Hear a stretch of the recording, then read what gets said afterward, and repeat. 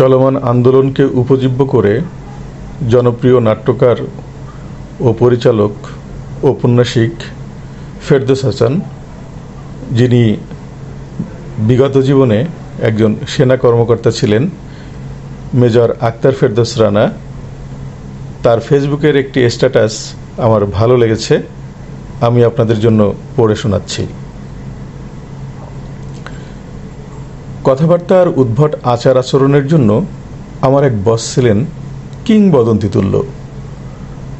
সবাই ওনাকে পাগল মনে করে এড়িয়ে চললেও আমি তাকে অনুসরণ করতাম, কারণ তার কথা, তার ধারা, তার টিপ্পনী আমাকে নাটকের চরিত্র সৃষ্টিতে সাহায্য করত।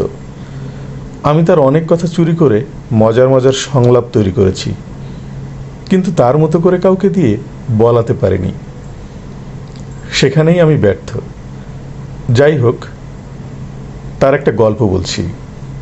এটা বলে তাকে ঠিক বোঝাতে পারবো কিনা জানি না, তবু তো বলি। এরশাদ বিরোধী ছাত্র আন্দোলন দমনে ঢাকায় তখন কারফিউ। এরশাদের নির্দেশ, এক গুলি এক ছাত্র। কিন্তু এই আদেশ তার মনোপুত না। তিনি গুলি চালাতে নারাজ। জেনারেল এসে এরশাদের কি হুকুম জানাতেই আমার সেই পাগল বস জেনারেলের সামনে উঠে দাঁড়ান, প্রতিবাদ করেন। তিনি বলেন, ছাত্রদের গুলি করলে শিক্ষকেরা খেপবেন, শিক্ষকরা খেপলে পাবলিক খেপবে, পাবলিক খেপলে আমও যাবে, সালাও যাবে। জেনারেল রেগে জিজ্ঞেস করেন, আমকে আর সালাকে?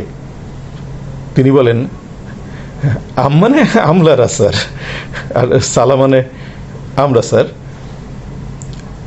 জেনারেল রাগে ফেটে পড়েন, পারলে তাকেই গুলি করেন। যাই হোক, কদিন পরে এরশাদ ক্ষমতা ছাড়তে বাধ্য হন। জেনারেলের তখন ত্রাহি অবস্থা। তিনি নিজের চুল টেনে ছিঁড়ছেন, মানে তার চাকরি নাই। আর ওদিকে আমার সেই পাগল বস তার অফিসে পায়চারি করছেন আর বিড়বিড় করে সিলেটি ভাষায় বলে চলেছেন, যখন বলিলাম তখন শুনিলা না, যখন শুনিলা তখন বুঝিলা না, আর যখন বুঝিলা তখন করিলা না, যখন করিলা তখন ভুল করিলা। ধন্যবাদ।